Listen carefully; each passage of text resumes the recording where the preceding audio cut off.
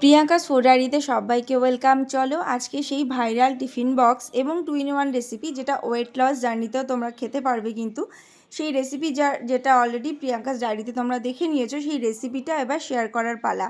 তার জন্য প্রথমেই আমি এখানে নিয়ে নিলাম কিন্তু বিট আর গাজর গ্রেট করে, খুব সরু সরু করে গ্রেট করেছি যাতে সেদ্ধ হতে খুব কম সময় লাগে। দিয়ে দিলাম এখানে কোচানো পেঁয়াজ, একটা ডিম, এবং আরও হেলদি বানানোর জন্য দিয়ে দিলাম কিন্তু এখানে পালং শাক খুব সরু সরু করে কুচিয়ে নেওয়া। দিয়ে দিচ্ছি ওটসের গুঁড়ো, আর দিয়ে দেবো এখানে 1 চামচ আটা, সামান্য নুন স্বাদ অনুযায়ী, আর টক দই দিয়ে খুব সুন্দর করে ব্যাটার তৈরি করে নেব আমি একটা। যদি জলের প্রয়োজন হয় 1 চামচ কি 2 চামচ জল অ্যাড করতে পারো তোমরা। এবারে কিন্তু তাওয়াতে খুব অল্প তেল ব্রাশ করে তোমরা সুন্দর করে নিজেদের ইচ্ছা মতো আকার অনুযায়ী এটা বানিয়ে নিতে পারো।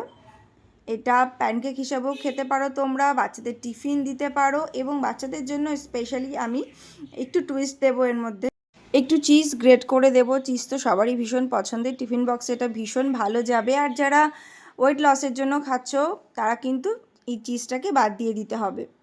সকালবেলায় যদি এটা বানিয়ে নাও বাচ্চার জন্য এবং নিজের জন্য কিন্তু রেডি হয়ে যাবে। এবার এটাকে নিজের ইচ্ছা মতো ফোল্ড করতে পারো তোমরা। আমি এভাবে পাটিসাপটার মতো ফোল্ড করে নিয়েছি। তাহলে দেখলে তো কত সহজে একটা কালারফুল সুপার হেলদি খাবার রেডি করা গেল। কেমন লাগলো রেসিপিটা অবশ্যই জানিও, আর ভালো লাগলে চ্যানেলটাকে লাইক কমেন্ট শেয়ার করো।